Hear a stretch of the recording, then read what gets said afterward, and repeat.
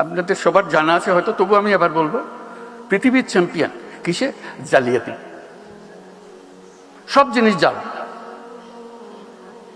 বহু দেশ আমাদের পাসপোর্ট গ্রহণ করে না, ভিসা জাল,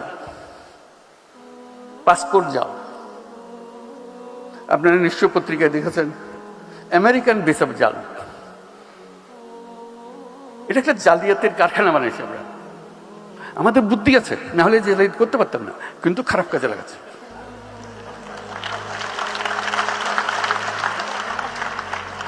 যে জালিয়াতি করতে জানে তার কাছে অনেক ক্রিয়েটিভিটি। কাজেই আমাদেরকে প্রযুক্তিতে আসতে হলে ন্যায্য জিনিস নিয়ে আসতে হবে। জালিয়াতির কারখানা, এই দেশ জালিয়াতির কারখানা হবে না, হবে না, হবে না। এটাকে আমরা করতে চাই না। আমরা নিজ গুণে দেশে সারা দুনিয়াতে মাথা উঁচু করে চলতে চাই, এবং সেই সামর্থ্য আমাদের আছে।